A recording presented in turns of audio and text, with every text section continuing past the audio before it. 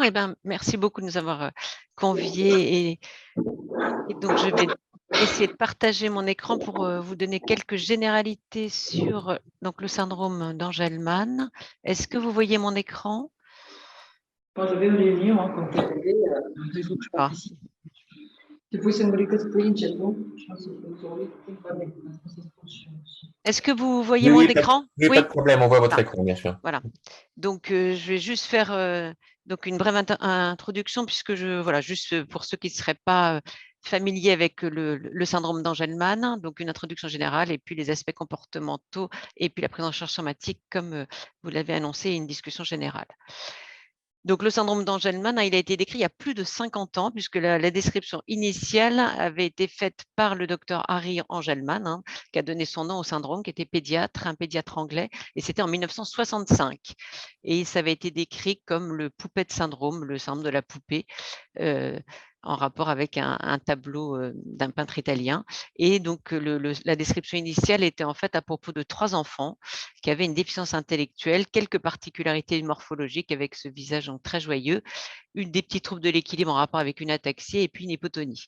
On a parlé après d'Happy Poupette en 1967 et puis d'Angelman syndrome en 82, mais finalement, c'est bien longtemps après que la cause génétique a été identifiée, puisque le locus avait été identifié donc sur le chromosome 15, sur une région du chromosome 15 en 1987, et le gène UBE3A, qui est responsable du syndrome d'Angelman, n'a été identifié qu'en 1997. Donc, c'est bien un syndrome génétique. C'est bien donc une maladie génétique, qui est une maladie du neurodéveloppement avec un gène, donc le gène UBE3A, qui est très important dans le neurodéveloppement, donc au moment des apprentissages en particulier, avec donc des symptômes qui vont apparaître dès les premiers mois et dans la petite enfance. Et puis après, une maladie qui va rester assez stable, avec des patients qui peuvent faire des progrès et qui est rare, puisque la prévalence est estimée entre 1 à 10 000 et 1 à 40 000 naissances, avec des cas sporadiques, c'est-à-dire c'est des cas isolés. C'est une maladie génétique, mais généralement, c'est une maladie génétique qui est isolée, c'est-à-dire que la mutation apparaît pour la première fois chez un patient et qui est liée en fait à ce défaut d'expression de ce gène UBE3A qui est d'origine maternelle. Alors, c'est un mécanisme génétique un peu particulier, puisqu'en fait, dans l'espèce humaine, on a tous, pour ceux qui n'ont pas de notion de génétique, dans l'espèce humaine, on a 46 chromosomes, ils vont par paire, il y a 23 paires, il y en a 22 qui se ressemblent, et puis une paire de chromosomes sexuels. Le syndrome d'Angelman, ce n'est pas sur un chromosome sexuel, donc c'est sur le chromosome 15. Et donc, dans l'espèce humaine, donc normalement, le gène UB3A, il existe en 2 exemplaires, un exemplaire sur le chromosome qui vient du papa et un exemplaire sur le chromosome qui vient de la maman, sauf que dans l'espèce humaine, on n'active que le gène UBE3A sur le chromosome maternel. Et d'où les 4 mécanismes différents qui peuvent donner un syndrome d'Angelman. Donc, soit il y a une délétion, c'est-à-dire qu'il y a un petit bout de chromosome 15 qui est parti et donc qui a emporté donc, le gène UBE3A. Il y a un petit bout, ça peut arriver. Donc, soit il y a une délétion sur le chromosome, bien sûr, d'origine maternelle, et donc ça a emporté le gène UBE3A. Ça, c'est responsable du syndrome d'Angelman dans 70% des cas. Soit il y a une mutation. Donc, il y a vous savez, l'ADN, c'est une suite de lettres. C'est comme une phrase avec des lettres qui vont succéder à TGC. Et puis, quelquefois, il y a une lettre qui change. Alors, quelquefois, ça ne fait rien sur la protéine. Et puis, quelquefois, ça peut faire quelque chose. Donc, soit il y a une mutation sur ce gène qui va entraîner donc une protéine anormale ou l'absence de protéine. Et ça, c'est le cas dans 20% des cas. Soit il y a un défaut de l'empreinte, c'est-à-dire qu'en fait, la cellule ne reconnaît pas le gène sur le chromosome maternel comme devant être activé, et du coup, elle ne va pas l'activer. Et donc, comme le gène du chromosome paternel n'est pas activé, c'est comme s'il n'y avait pas du tout de gène UBE3A. Soit il y a une isodysomie paternelle, c'est-à-dire qu'il y a 2 chromosomes qui viennent du papa, et comme quand ça vient du papa, la cellule ne l'active pas, et du coup, c'est comme s'il n'y avait pas du tout d'expression du gène UBE3A. C'est pour ça qu'il y a 4 mécanismes à l'origine du syndrome d'Angelman, avec des petites particularités entre eux, mais qui vont donner donc un syndrome d'Angelman. Donc, ce Happy Poupette syndrome, qu'est-ce qu'il donne sur le plan clinique? Donc, ça donne un retard des acquisitions, c'est-à-dire souvent une marche qui va être acquise un petit peu tard, le langage qui va être très peu acquis, puisqu'on va voir c'est des patients qui n'ont pas de langage du tout ou un langage limité à quelques mots, et puis surtout des difficultés d'apprentissage très sévères qui vont être évidents avant la fin de la première année. Donc, c'est un diagnostic qu'on va faire dès les premiers mois ou avant la fin de la première année de vie, et qui va donner une déficience intellectuelle très, très sévère, donc avec pas de langage du tout ou limité à quelques mots, ou voilà, il y a quelques patients qui ont une dizaine de mots. Une épilepsie qui est souvent très précoce avec des anomalies à l'électroencéphalogramme, et puis une marche ataxique, c'est-à-dire une marche avec un petit élargissement du polygone de sustentation, et puis quelquefois des mouvements anormaux. Il y a quelques particularités morphologiques sur lesquelles on va pas donc voilà, on va pas on va s'abstenir, et puis avec surtout des caractéristiques dont va vous reparler sans doute Angèle, avec des enfants qui sont très souriants, hein. Bon, on avait appelé le syndrome le happy poupette, très affectueux, qui voilà, qui rient souvent, qui sont très joyeux, et puis des troubles du comportement sur lesquels donc reviendra Angèle Consoli, et puis quelquefois des troubles du sommeil. Voilà, il y a eu pas mal de publications, hein, sur voilà, quelques photos de patients Angelman, donc qui sont toujours très joyeux, et puis quelques particularités morphologiques, en particulier pour les patients qui ont une microdélétion, avec souvent un visage un peu pâle, et puis des cheveux très blonds. Donc, et puis donc l'électroencéphalogramme, hein, qui est souvent caractéristique, avec des bouffées de pointe et de pointes ondes généralisées. Donc voilà, avec une épilepsie qui peut être de tout type. On peut avoir des absences, une épilepsie myoclonique, une épilepsie généralisée, enfin, on peut avoir tout type d'épilepsie, avec des épilepsies qui répondent plus ou moins au traitement, et qui sont plus ou moins difficiles à traiter, qui peuvent évoluer au cours de l'évolution de la maladie. Et donc, je laisse la parole, sauf s'il y a des questions, à Angèle Consolis pour les troubles du comportement et psychiatriques. Et du coup, je vais essayer de arrêter le partage d'écran. Voilà.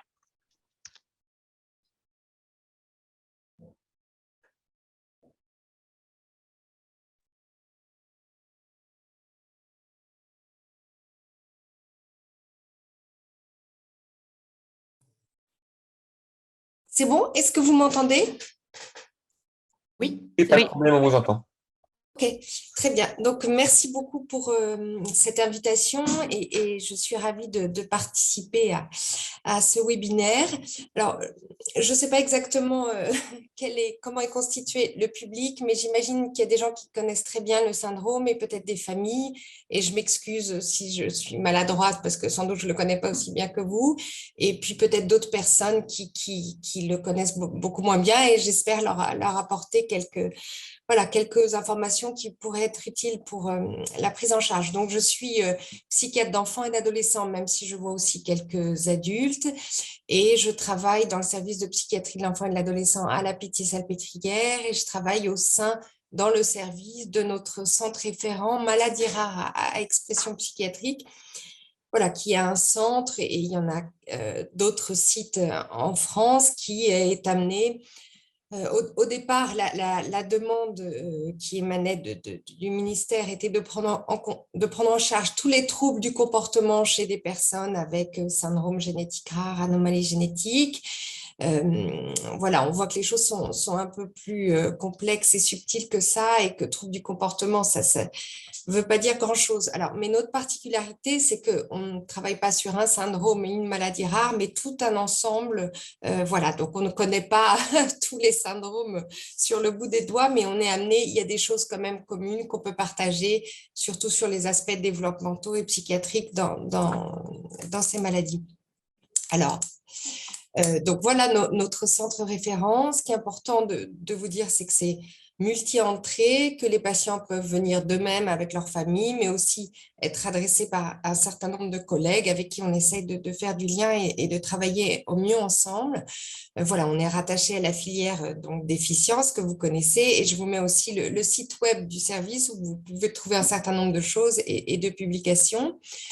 Vous savez qu'on est en cours de labellisation et on essaye d'avoir un maillage sur le territoire un peu plus important et d'avoir davantage de sites financés parce que je crois que la demande est très importante et que pour l'instant, c'est très centré sur Paris pour les financements et sur Lyon et c'est insuffisant. Donc, on espère que les sites de Lille, Toulouse, Nice et Strasbourg deviendront des sites constitutifs avec l'importance aussi pour nous qu'il y ait une double valence psychiatrie adulte, psychiatrie enfant, parce qu'on sait combien ces moments de transition sont vraiment très, très compliqués. Voilà, donc quel patient on reçoit ? Alors peut-être ce qui vous concerne moins, c'est certaines maladies rares dans notre discipline, les schizophrénies à début précoce, ou qu'on a des tableaux psychiatriques, mais avec une forte suspicion d'organicité et des tableaux atypiques. Mais peut-être ce qui va plus concerner, par exemple pour vous, le syndrome d'Angelman, c'est qu'on a certaines maladies rares où on sait qu'il y a un phénotype comportemental, psychiatrique ou une prévalence augmentée de présenter parfois des difficultés d'ordre psychiatrique et développemental, que parfois on a besoin de diagnostics fonctionnels et c'est très vague de dire il y a une déficience intellectuelle ou des difficultés cognitives, mais il faut pouvoir faire toute une série d'évaluations sur les compétences cognitives, sur parfois d'autres compétences neuropsychologiques, sur l'attention par exemple, sur des difficultés instrumentales, évidemment sur le plan orthophonique ou du développement psychomoteur. Et dans des moments quand même de décompensation comportementale qui peuvent être parfois assez sévères ou des moments de transition, d'orientation, c'est quand même hyper important et il y a comme ça des âges un peu cruciaux de pouvoir avoir cette évaluation multidimensionnelle pour aider les accompagnants, les familles, mais aussi les professionnels au sein des écoles, des structures médico-sociales, etc. Et puis,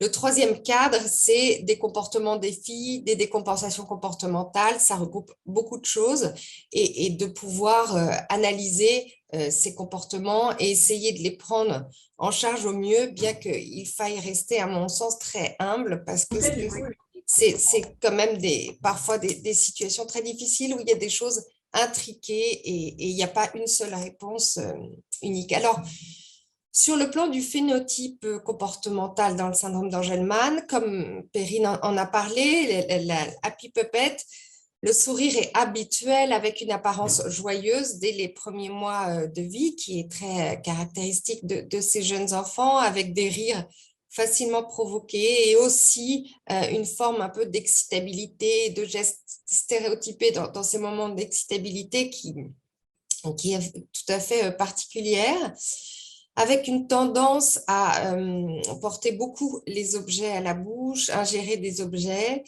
voilà, qui peut parfois être problématique. C'est des enfants qui sont décrits comme étant assez sociables, enfin parfois on peut trouver des choses un peu différentes, mais assez sociables malgré l'absence de langage, en cherchant à communiquer en utilisant d'autres manières, en particulier les gestes, les actes, et d'autant plus sociables qu'ils se sentent en confiance avec la personne qu'ils ont en face d'eux, et du coup ils peuvent développer une certaine curiosité, des capacités d'imitation. On retrouve des comportements stéréotypés, parfois répétitifs, comme dans d'autres syndromes ou la déficience intellectuelle. Ce qui peut poser problème, c'est la possibilité de comportements auto-agressifs, bien que ça concerne, loin de là, ça c'est des choses qui ne concernent pas forcément tous les enfants, tous ces aspects comportementaux. Des comportements un peu disruptifs, donc on reviendra là-dessus, un peu explosifs, et puis griffer, mordre, tirer les cheveux, qui sont évidemment tous ces comportements ou ces difficultés comportementales à mettre étroitement en lien, bien sûr, avec une multiplicité de facteurs, mais en particulier les difficultés quand même de communication par le langage, qui peuvent être source d'énormes frustrations et difficultés par rapport à l'environnement. Et puis, toute une série de particularités sensorielles qui fait que même aller griffer, tirer les cheveux, c'est une manière aussi de toucher, de sentir, d'entrer en contact avec l'autre. Et puis, il peut y avoir parfois des comportements hétéro-agressifs plus marqués, des colères et des crises classiques qui peuvent, qui doivent faire rechercher évidemment une cause et qui peuvent être très difficiles à vivre, pour l'entourage et les institutions, bien sûr. J'ai mis les références, mais vous savez qu'il y a eu un PNDS sur le syndrome d'Angelman qui est accessible sur le site de la filière ou le site de la HAS et qui est de très grande qualité et peut aider par rapport à toutes ces questions.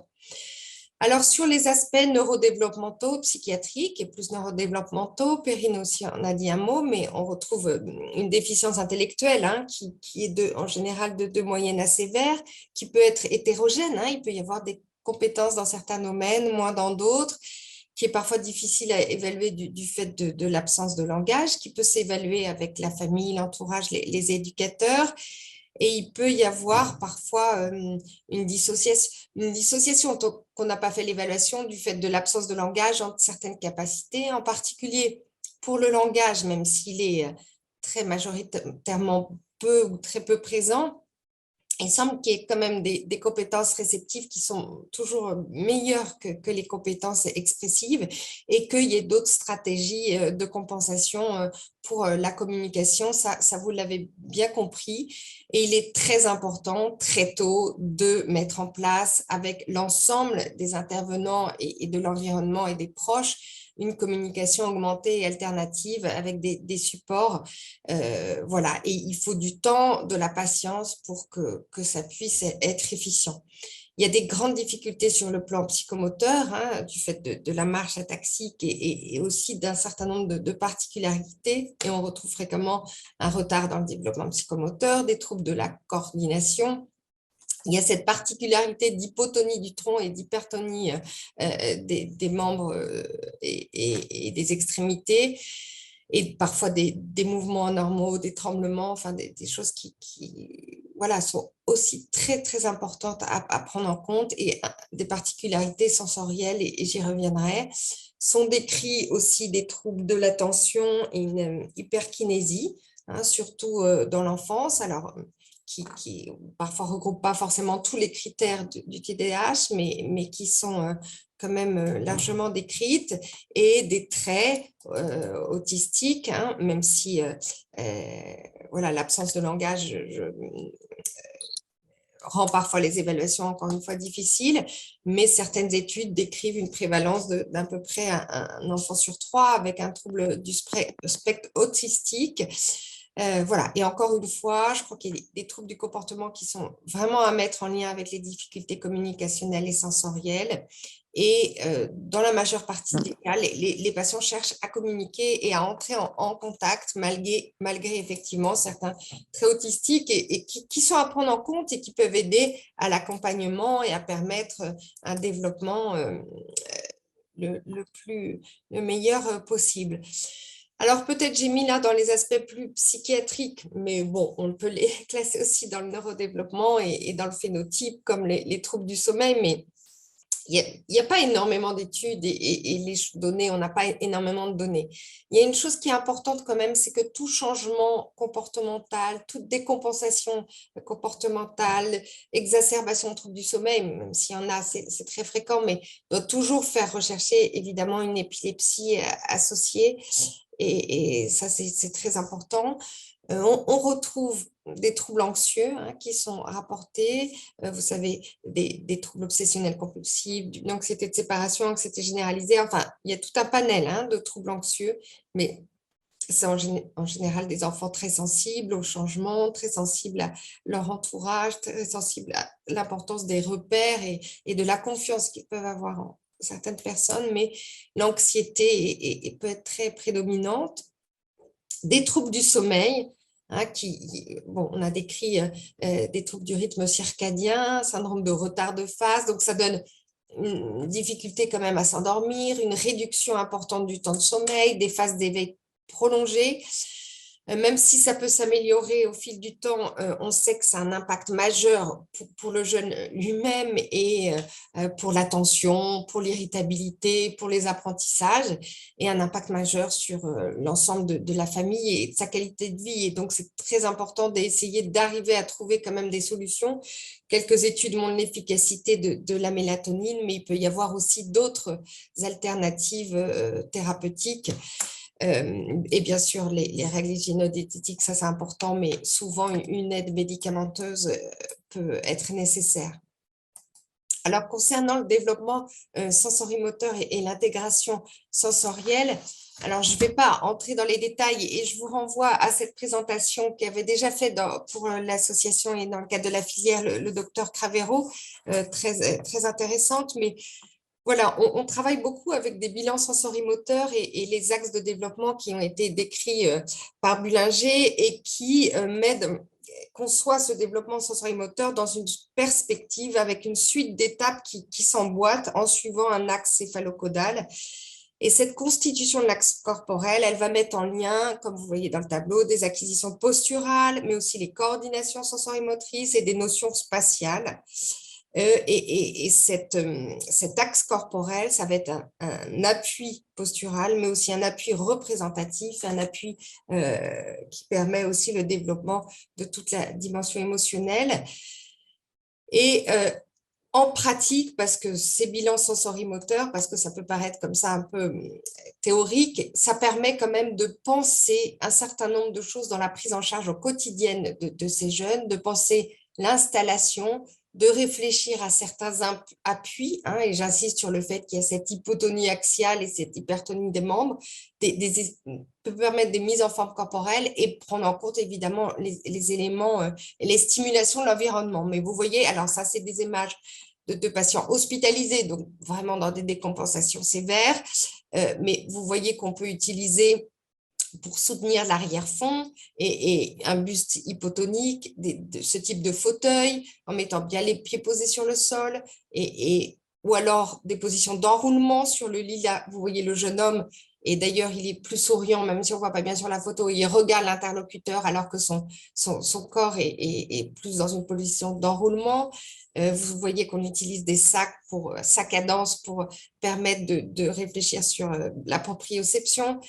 Bon, et un certain nombre de choses pour voilà, avoir tout ce renfort au niveau du développement sensorimoteur, de l'axe corporel et qui peuvent beaucoup améliorer certaines situations de difficultés comportementales.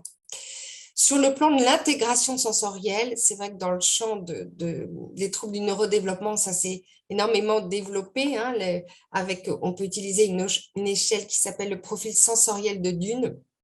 Et on sait maintenant que ces personnes vivent des expériences sensorielles différentes et que certains traitent trop, d'autres trop peu les stimuli sensoriels. Hein, et que, par exemple, quand on traite ces stimuli et qu'on est dans un registre plutôt hypersensible, les informations deviennent envahissantes, dérangeantes, désagréables. Il peut y avoir des réactions de physique, de retrait, d'évitement, voire d'agressivité, tellement c'est désagréable. Et dans d'autres situations où certaines informations sont plutôt étouffées par le cerveau, d'hyposensibilité, en fait, la personne a besoin de stimulation plus intense et recherche des sensations ou des stimulations sensorielles. Mais en tout cas, tout cela peut générer une certaine anxiété, une certaine fatigabilité, une adaptabilité parfois difficile. Des exemples d'hypersensibilité, vous voyez sur le plan auditif, fuir des environnements bruyants, mettre ses mains sur les oreilles, crier, et au contraire entendre des bruits infimes, ou sur le plan tactile, ne pas vouloir être touché, avoir horreur de certains tissus, des réactions différentes et extrêmes parfois à des températures variées, la texture des aliments, difficulté à se couper les ongles, les cheveux. Enfin voilà, je ne vais pas vous faire tous les sens, mais vous voyez, ça peut donner des difficultés, du coup, une anxiété qui se majeure, des difficultés comportementales ou d'autres des situations d'hyposensibilité, du coup, chercher des stimulations sensorielles. Alors, sur le plan auditif, essayer de chercher des choses qui vibrent, être attiré par des bruits de la musique ou claquer ou jeter des objets ou déchirer. Déchirer, ça peut être aussi pour le côté tactile. Voilà, donc on a toute une série de choses qui sont intéressantes de réfléchir avec chacun pour pouvoir accompagner ces jeunes au mieux. Alors, je voulais faire aussi un petit focus, mais on m'a demandé quand même dans l'ensemble d'être assez rapide. Donc, bon, je passe assez rapidement, mais sur les comportements défis. Et je vous renvoie aussi à ce webinaire qui avait été organisé par notre centre sur les comportements défis et que vous pouvez trouver sur YouTube. Il y a toutes sortes de ce qu'on appelle les comportements défis ou les troubles du comportement. Il y en a toutes sortes, frapper, crier, mais aussi s'enfuir ou s'automutiler ou se mettre à déchirer, se déshabiller, etc. Toutes sortes de difficultés comportementales. Alors, j'aime beaucoup cette diapositive et le modèle de l'iceberg. il y a ce que l'on voit qui est tout petit et tout ce qu'il y a derrière, tout ce qu'on ne voit pas. Et d'ailleurs, il n'y a souvent pas une causalité, mais souvent des causalités multiples hein, et qui prennent en compte le développement de l'enfant et son environnement. J'aime aussi beaucoup cette diapositive-là qui montre que on peut avoir des facteurs qui amènent des compensations comportementales. Dans le champ somatique, la première chose est éliminer absolument une cause de douleur, de désagrément, de gêne. Et il y a des choses très banales et très fréquentes, par exemple la constipation ou des douleurs dentaires. Bien sûr, l'épilepsie dans le syndrome est plus à investiguer. Et il y a aussi les médicaments, leur iatrogénie et parfois des choses intriquées, ce qui est très compliqué. Sur le plan développemental en bas, on a toutes les difficultés. Donc, je viens de parler du développement sensorimoteur, de l'intégration sensorielle, mais aussi de troubles de l'attention, de communication, de syndrome exécutif, difficultés dans les interactions, les habiletés sociales, évidemment les traits autistiques, les troubles cognitifs. En haut à droite, tous troubles neuropsychiatriques, hein, neuroépilepsie, on en a parlé, mais ce n'est pas parce qu'on a un trouble neurodéveloppemental ou une maladie rare qu'on ne peut pas être plus anxieux à un moment de sa vie, faire une dépression caractérisée, et souvent c'est très très mal diagnostiqué et pris en charge dans ces contextes-là développementaux. Et puis tout ce qui concerne l'environnement et des changements importants ou des situations de transition qui génèrent une anxiété majeure, ou enfin tout ce que vous voulez qui va susciter et faire qu'il y ait une recrudescence d'anxiété et une certaine perte des repères ou bouleversement dans la vie du jeune ou du moins jeune, de l'adulte d'ailleurs aussi. Alors, vous savez qu'on utilise beaucoup de modèles d'analyse fonctionnelle et qui doivent amener à une approche qui doit être essentiellement psychoéducative. Et la première réponse à des décompensations comportementales, c'est une approche psychoéducative.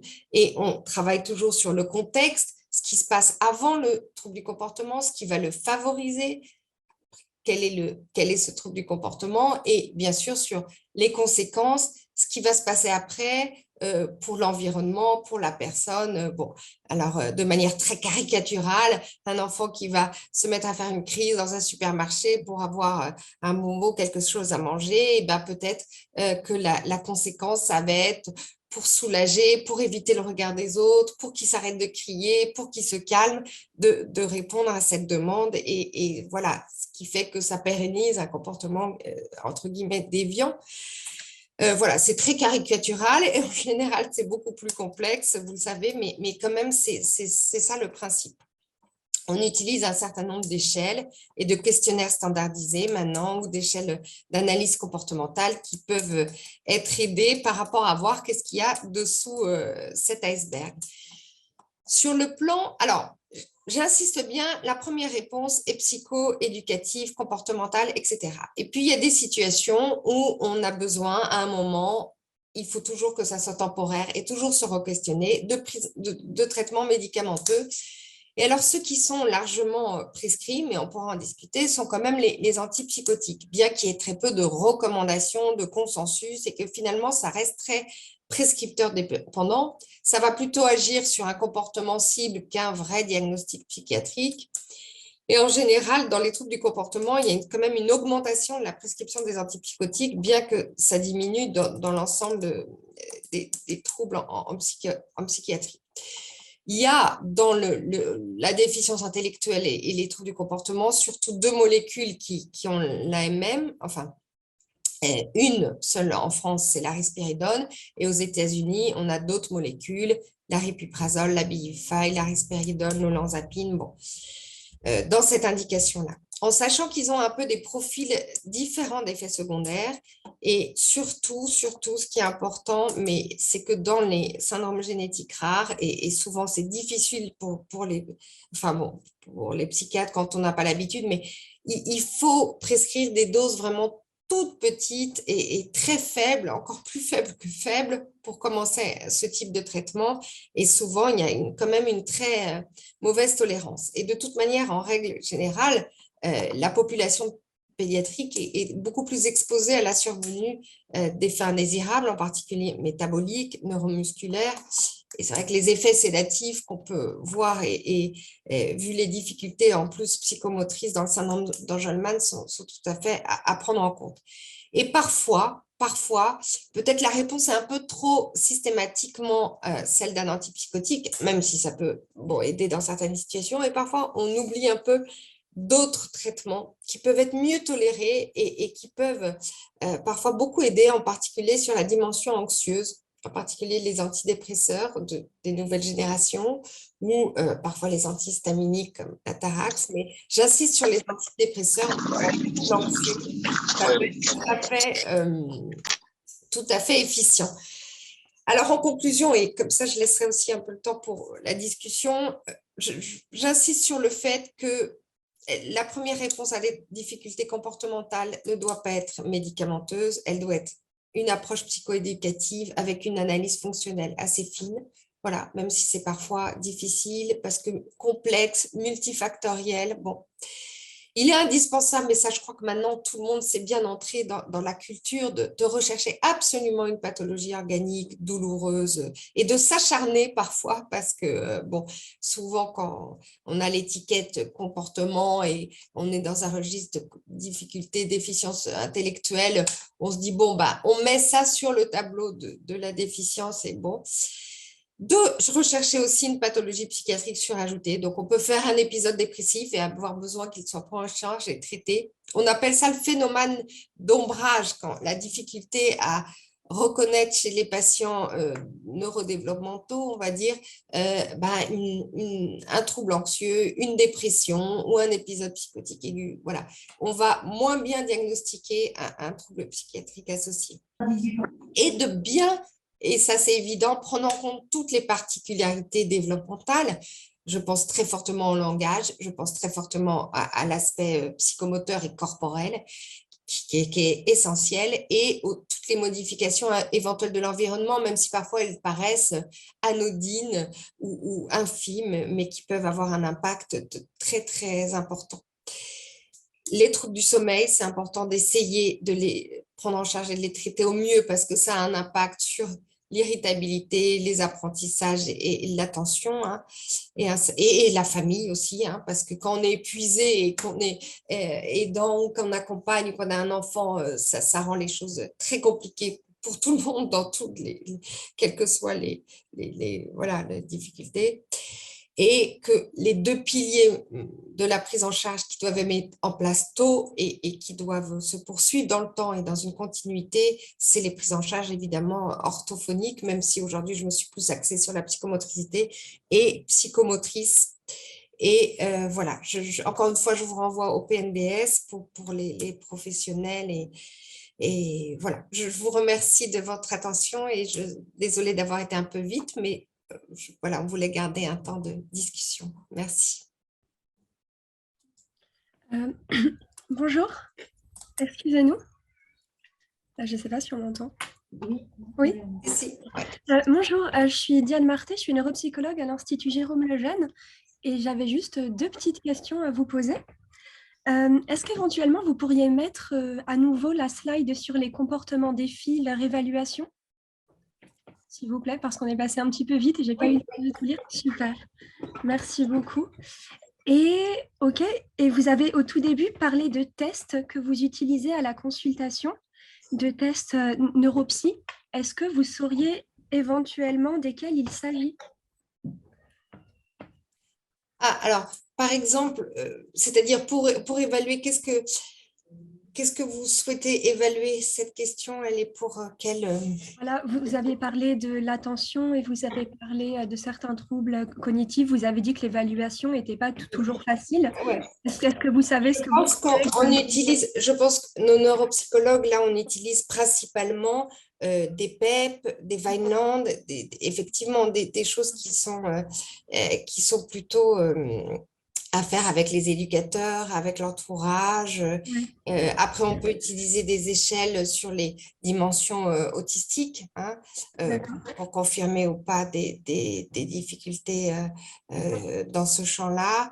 la commerce, vous voyez, mais plutôt la version pour les accompagnants, l'entourage, et certaines échelles là, de difficultés qui peuvent être intéressantes aussi pour, je trouve, pour suivre l'évolution. Vous voyez, Oui. Bah, oui.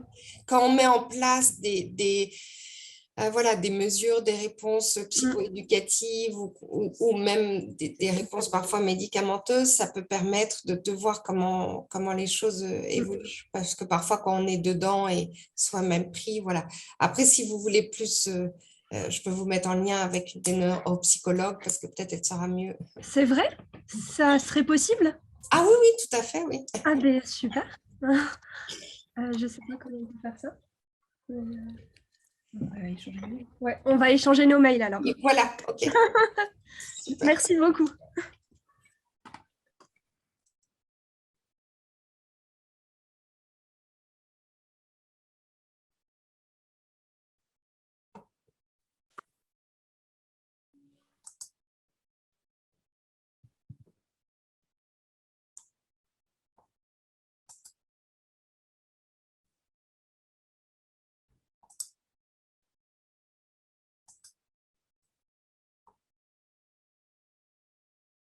J'entends plus rien. Est-ce que c'est normal ou...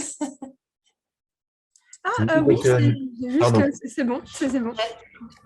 Nous nous posions la question, donc savoir s'il y avait encore des questions pour vous ou si les intervenantes, Charles et... Pardon, excusez-moi.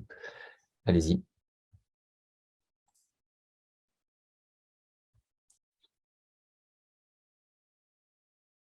Donc, je ne sais pas s'il y a des questions.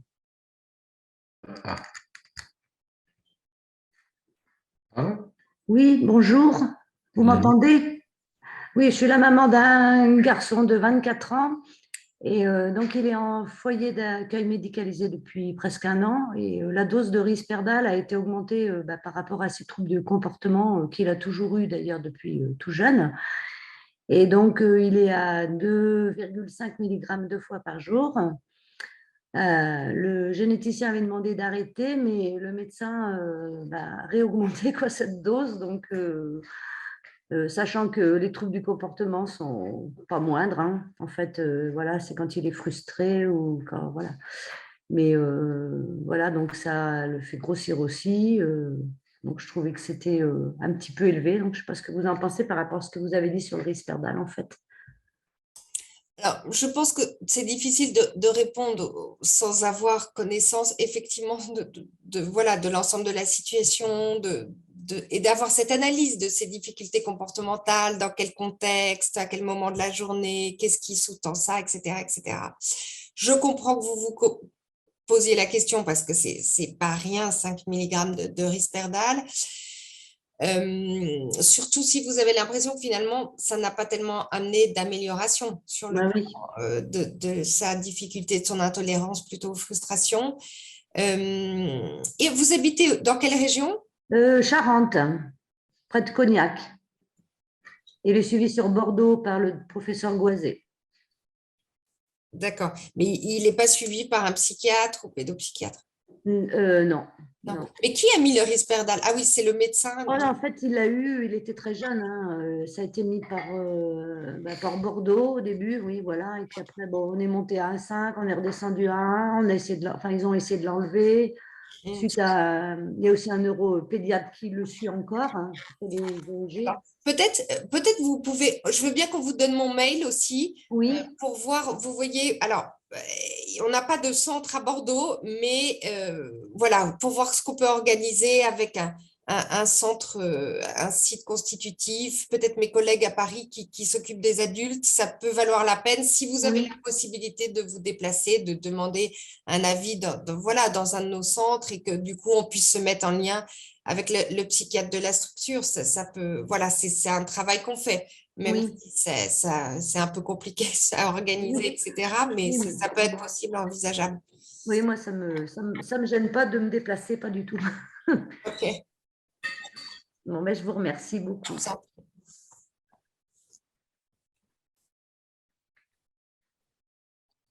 Oui, excusez-moi, j'avais aussi une question, si je peux y aller, si vous m'entendez bien. Oui, oui. Moi, je travaille dans un centre d'hébergement pour des personnes en situation de handicap et on a un habitant qui est atteint d'Angelman. Et en fait, j'avais lu quelque part, je ne saurais plus vous dire où. Ah oui, il a 30 ans, il a passé 30 ans. Et du coup, j'avais lu qu'en fait, avec le temps, les potentiels de développement du langage avaient tendance à augmenter. En fait, il y avait de plus en plus de potentiel d'apprentissage. Et je voulais un peu vérifier si c'était vrai, à quel point c'était vrai aussi. Et du coup, comment est-ce qu'on pourrait vraiment pousser cet apprentissage-là du langage qui, moi, me paraît pas tellement, pas forcément en évolution en tout cas. Oui, mais du coup, il bénéficie d'une prise en charge et de la mise en place d'une communication augmentée alternative ou pas pour l'instant? Pas vraiment. Ouais. Pas vraiment, mais en fait, il réagit pratiquement pas au pictogramme. Il n'est pas très réceptif à ça. Et donc, voilà, on cherche un peu des solutions alternatives.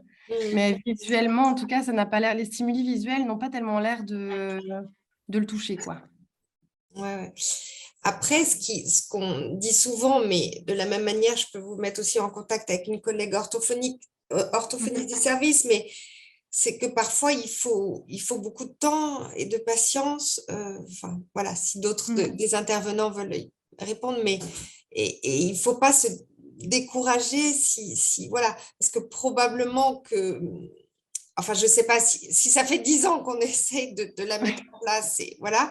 Mais si ce n'est pas le cas, parce que je sais que ce n'est pas toujours le cas et qu'il faut aussi avoir les professionnels qui connaissent les outils dans les structures, parfois il faut quand même, voilà, il n'y a pas que les pictogrammes, il y a aussi le langage des signes ou le macathon, ou savoir utiliser aussi des gestes que lui-même peut utiliser dans la vie quotidienne, etc. Il y a un certain nombre de choses, mais il faut quand même que ça soit travaillé avec l'ensemble des professionnels, avec quelqu'un qui coordonne, une orthophoniste, etc. Et parfois, c'est quand même assez long et difficile, mais il ne faut pas forcément se décourager. Bon. Après, ça dépend aussi quand même de son niveau cognitif et c'est quelque chose à réfléchir de manière multidisciplinaire, vous voyez. Oui, tout à fait. Ok. Eh ben, merci.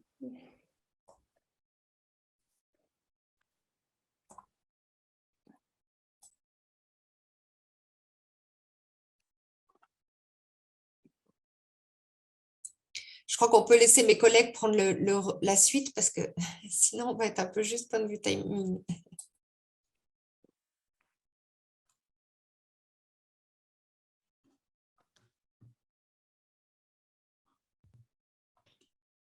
Alors, du coup, je reprends la main. Merci, Angèle. Et oui, je suis d'accord, hein, il faut persévérer et essayer différents modes de communication alternative et souvent, et il faut que ce soit effectivement voilà, fait par l'ensemble des professionnels, que ce soit repris dans la famille.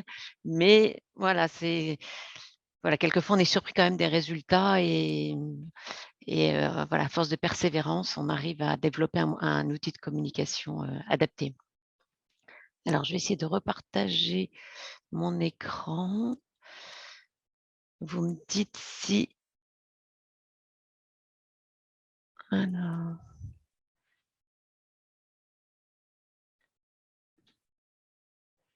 Est-ce que vous voyez mon écran? Oui, on voit bien, oui. D'accord. Donc, alors, Sylviane, voilà, je commence, mais voilà, tu peux m'arrêter aussi si…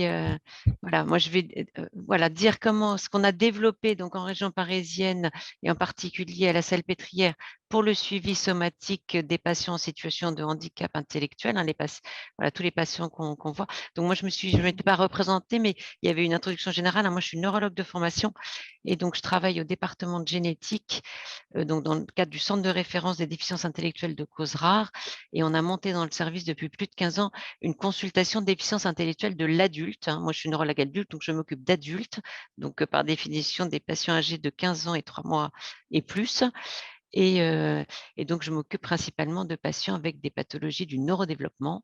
Et donc, autant pour le diagnostic, hein, avec l'avènement des nouvelles techniques de séquençage à haut débit pour des réévaluations diagnostiques à l'âge adulte de patients qui n'auraient pas pu bénéficier de ces techniques dans l'enfance parce qu'elles n'existaient pas.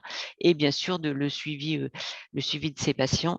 Et on a développé donc je vais vous présenter le dispositif qu'on a développé justement pour que les patients en situation de handicap intellectuel et puis handicap psychiatrique, autistique, enfin moteur, enfin plurihandicap, voilà, puissent avoir un accès à la prise en charge somatique. Donc, pour la prise en charge somatique des patients en situation de handicap intellectuel, comme vous l'a dit Angèle, on peut s'aider et les médecins traitants peuvent s'aider de ce qu'on a, des protocoles, des PNDS, des protocoles nationaux de diagnostic et de soins. Donc, en fait, que les centres experts maladies rares ont écrit dans chaque pathologie rare. Et donc, il y a un PNDS Angelman qui a été, qu'on a fini d'écrire et qui est maintenant sur le site de la HAS et sur lequel on peut se référer pour savoir si tel trouble est bien en rapport avec le symptôme ou s'il faut parce qu'on a souvent tendance à mettre tout symptôme sur le compte du syndrome, mais finalement, comme disait Angèle, il peut y avoir d'autres, des pathologies associées et donc faut savoir ce qu'on peut mettre en compte sur le syndrome et ce qui ne l'est pas. Et donc, les médecins traitants peuvent s'aider du protocole national de diagnostic et de soins où il y a une partie un peu résumée pour le médecin traitant, parce que c'est vrai qu'en consultation, on n'a pas forcément le temps de lire un PNDS qui fait plusieurs dizaines de pages, mais il y a un petit résumé à l'attention des médecins traitants qui peut être un outil d'aide au diagnostic. Et donc, les PNDS, ils ont été élaborés selon certaines règles. Et l'objectif, c'est d'expliciter aux professionnels concernés la prise en charge diagnostique et thérapeutique optimale et le parcours de soins optimal d'un patient atteint d'une maladie rare donnée. Et donc, il aide bien sûr à la prise en charge somatique, au suivi. Et il y a une petite synthèse. Alors, je crois que je vous ai mis un exemple dans le PNDS Angelman. Quel est le rôle? Il y a une petite synthèse pour le médecin traitant avec donc ce qu'il doit faire pour quand il reçoit en consultation un patient Angelman pour son suivi courant, puisqu'il faut qu'on puisse veiller justement à l'accès aux soins courants de ces patients en situation de handicap intellectuel, accompagner la transition. Et donc, il y a un petit résumé à l'attention du médecin traitant. Et donc, moi, je me suis un petit peu focalisée justement sur la prise en charge somatique des patients en situation de handicap intellectuel et donc des patients avec un syndrome d'Angelman, puisque comme vous l'a dit Angèle, souvent, devant une aggravation de troubles du comportement ou l'apparition de troubles du comportement un peu aigus, qui sont un peu différents par rapport aux troubles du comportement habituels du patient, il faut vraiment penser à une cause somatique avant justement de mettre des neuroleptiques et d'augmenter les neuroleptiques, essayer de vraiment rechercher est-ce qu'il n'y a pas quelque chose qui explique pourquoi ce patient a un trouble du comportement très aigu et faire une évaluation multidimensionnelle et pluridisciplinaire pour rechercher une cause somatique, en particulier une douleur qui peut être tout à fait non verbalisée ou verbalisée de façon différente chez un patient qui n'a pas de langage, et pour pouvoir agir donc dans une approche psychoéducative sur l'environnement et intervenir sur le contexte dans lequel surviennent les crises plutôt que donner des traitements neuroleptiques qui en plus sont souvent très mal tolérés chez les patients avec un syndrome d'Angelman. Là, je parle en tant que neurologue, puisqu'on a vu quand même beaucoup de patients Angelman développer des syndromes extrapyramidaux pour des doses très faibles et des durées de traitement très courts. Et donc, effectivement, on fait attention au traitement neuroleptique chez les patients Angelman. Et donc, donc, il faut effectivement pouvoir évaluer ces patients sur le plan somatique et pour voir quelle est la cause de ce problème de comportement qui est peut-être juste une carie dentaire ou une constipation, comme disait Angèle. Le problème, c'est les difficultés d'accès aux soins pour ces patients, puisque comme vous savez, on n'est pas très... on n'est pas très bien organisé pour permettre l'accès aux soins des patients en situation de handicap. Et donc, il y a une difficulté d'accès aux soins, j'avais repris un peu pour différentes raisons. D'abord parce que il n'y a souvent pas de plainte spontanée, il y a une expression qui est très différente de la douleur, une difficulté de compliance à l'examen, une difficulté d'accessibilité des lieux d'urgence, et puis et tous les facteurs individuels, donc les capacités de communication réduites, les difficultés de compréhension des informations, les troubles du langage ou l'absence de langage, des surhandicaps ou des troubles du comportement associés, tout ça va faire que l'accès aux soins va être compliqué pour nos patients compte tenu de nos structures actuelles. Et Et donc, les difficultés d'accès vont être décuplées par, voilà, par notre organisation propre, hein, puisque finalement, on n'est pas très bien organisé, on n'est pas très bien coordonné pour faciliter l'accès aux soins de ces patients, hein. Parce qu'on manque de matériel, on manque de temps, on manque de formation et souvent, c'est très souvent finalement les parents qui vont connaître très bien ces syndromes génétiques rares, le syndrome d'Angelman, alors que les professionnels, aux urgences, vraisemblablement, ils n'ont jamais vu un patient avec un syndrome d'Angelman. Donc, on ne connaît pas très bien ces pathologies, d'où voilà, l'utilité des PNDS pour que chacun puisse se référer de façon rapide et savoir en quelques lignes ce que c'est que ce syndrome génétique rare. Et souvent, on accorde souvent une place à l'entourage, hein, comme vous avez peut-être pu le vivre, très insuffisante, alors que c'est souvent l'entourage qui est expert de la pathologie. On fait sortir la famille du box des urgences, alors que finalement, c'est la famille voilà, qui connaît mieux et le patient et la pathologie. Ou alors, chez l'adulte en particulier, pour moi qui vois beaucoup d'adultes, souvent la famille n'est plus là. On n'a pas tous les antécédents du patient et on n'a pas son histoire et donc c'est difficile de décrypter les changements. Et donc tout ça pour dire que voilà, en raison de facteurs liés à la pathologie, au syndrome et à l'environnement, voilà, souvent c'est difficile de suivre ces patients sur le plan somatique. Et donc, il y a pas mal de pathologies qui vont être des pathologies somatiques qui vont être du coup sous-diagnostiquées, mal prises en charge. Alors, il y a eu pas mal de publications qui montrent que finalement, pour tous ces patients, les soins bucco-dentaires, les troubles sensoriels, la gynécologie en particulier, la douleur, voilà, tout ça va être très mal pris en charge et voilà, avec en plus des complications qui sont quelquefois propres à certains syndromes génétiques et qu'il faut dépister et qui vont du coup être mal prises en charge. Et donc, je passe assez vite, hein, et donc voilà, tout ça fait que finalement, ces patients vont arriver aux urgences de façon plus tardive, hein, parce qu'il va y avoir plus d'hospitalisation et des durées d'hospitalisation plus longues, des conséquences plus sévères parce que le diagnostic va être fait avec retard et puis qu'il y a des déficiences ou des handicaps associés.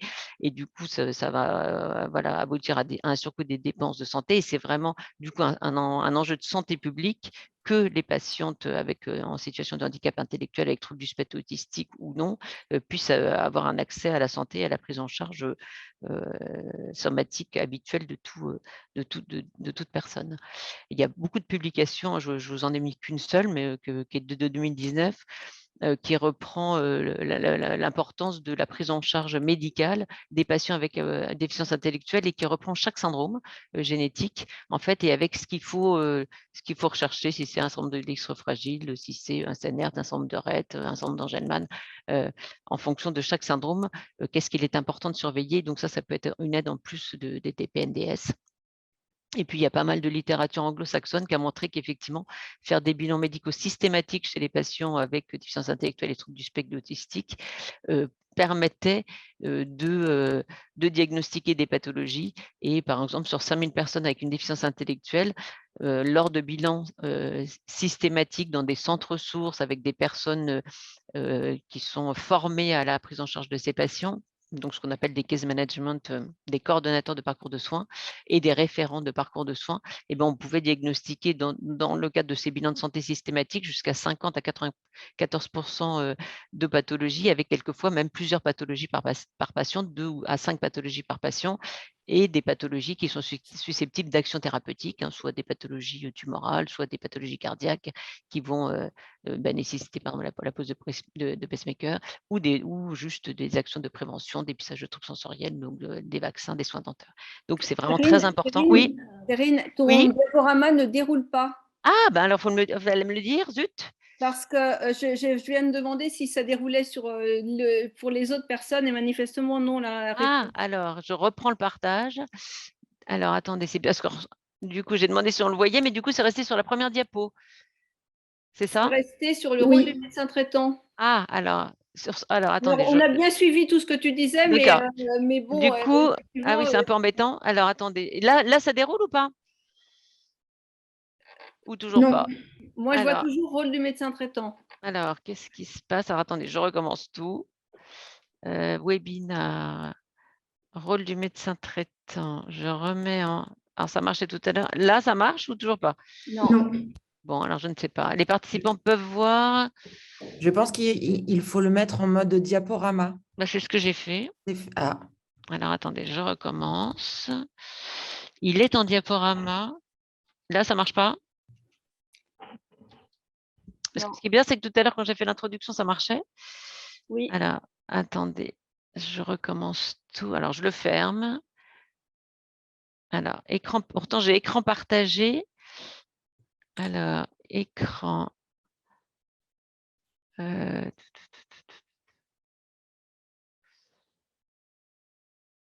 Alors, zut, nouveau partage.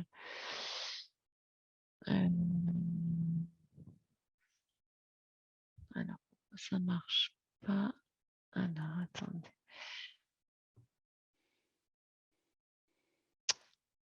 Je vais fermer.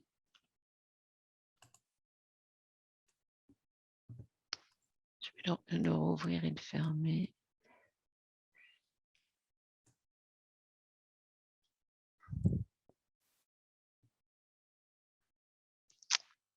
Alors, vous êtes en train de partager votre écran.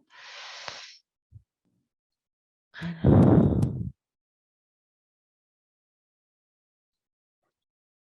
Est-ce que ça marche? Non?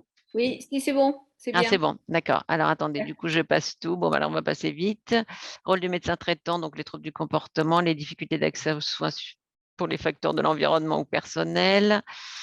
Voilà, l'importance de faire des bilans somatiques. Et donc, il y a des enjeux actuels de faciliter l'accès aux soins et au diagnostic des pathologies somatiques chez les patients en situation de handicap, hein, et pour toutes les raisons que j'ai évoquées avant. Hein, donc, il y a un intérêt de dépister et d'assurer un suivi régulier donc de ces patients. Voilà, en créant des réseaux de professionnels spécialisés, en développant des supports accessibles aux personnes avec une déficience intellectuelle, par exemple rédigés en FALC, en facile à lire et à comprendre, et en formant des professionnels. Et donc, ce qu'on a fait, donc, nous, en région parisienne, hein, on a développé une plateforme HandiConsult. Il y en a plusieurs en France qui ont été développées. Hein, et donc, nous, on avait répondu à un appel à projet de l'ARS, hein, donc l'Agence régionale de santé, qui souhaite qu'il y ait des plateformes HandiConsult, enfin, en tout cas des plateformes de prise en charge somatique pour les patients en situation de handicap dans chaque département. Donc, moi, je vais vous parler de celle qu'on a pour le 75, et puis Sylviane vous parlera de celle de Brest. Et donc, c'est une plateforme qui, alors pour nous, elle assure la prise en charge des adultes en situation de handicap, hein, pour les patients du 75, et puis la transition enfant-adulte. Alors, bien sûr, à partir du moment où il n'y a pas de plateforme dans chaque département, on accueille bien sûr les patients qui sont d'autres départements. Hein. En Ile-de-France, il y en a une dans le 93, une dans le 91, une dans le 94 qui a ouvert début 2021 comme nous. Et donc, c'est des plateformes qui doivent pouvoir offrir une offre de soins diagnostiques préventive et curative, une offre de soins somatiques complète pour les patients en situation de handicap, avec un accueil par du personnel formé à la prise en charge des personnes en situation de handicap, et puis réorganiser le parcours de soins et la coordination avec le médico-social et les acteurs de ville. Ça ne concerne bien sûr pas du tout le diagnostic ou la prise en charge des pathologies rares à l'origine des handicaps, hein, qui sont le rôle des centres de référence maladies rares. Donc, nous, on a ouvert une plateforme donc, à la Salpêtrière en janvier 2021, donc il y a plus d'1 an et demi. Et donc, avec le budget qui nous avait été alloué par l'ARS, on a pu recruter. Donc, moi, je suis responsable de la plateforme, mais c'est une médecin interniste qui coordonne la plateforme, hein, ce qui était logique que ce soit une médecin interniste pour connaître un peu toutes les spécialités médicales. On a un mi-temps de gynécologue médical, et puis on a pu recruter une infirmière à temps plein, une aide-soignante à temps plein, un mi-temps de secrétaire médical, et puis il y a une cadre qui est mutualisée avec le service de médecine interne, puisque la plateforme est située dans le service de médecine interne, et elle fonctionne sous forme d'hôpitaux de jour, ce qui permet de prendre les patients en hôpital de jour, et puis qu'ils aient accès, voilà, si c'est un patient, je ne sais pas, déficient intellectuel, un patient Angelman qui a des gros troubles de comportement tout à coup de façon aiguë, de pouvoir programmer, qu'ils puissent voir en hôpital de jour, avoir une consultation odonto, avoir une consultation avec le gastro, avoir une évaluation somatique complète, éventuellement une prise de sang avec, voilà, on peut faire du méopa. Voilà, on a des infirmières qui vont prendre beaucoup qui vont prendre le temps et donc qui vont préparer en amont la venue du patient sur la plateforme pour que ça se passe le mieux possible, savoir quel est le mode de communication du patient, voilà, qu'il puisse être accompagné, même pendant tout le contexte épidémique Covid, on acceptait qu'il y ait un accompagnant de la famille, un accompagnant de la structure médico-sociale si besoin, et que, voilà, que le patient puisse être… et puis, s'il fallait prendre 1 heure pour faire la prise de sang, ben, on prenait 1 heure pour faire la prise de sang.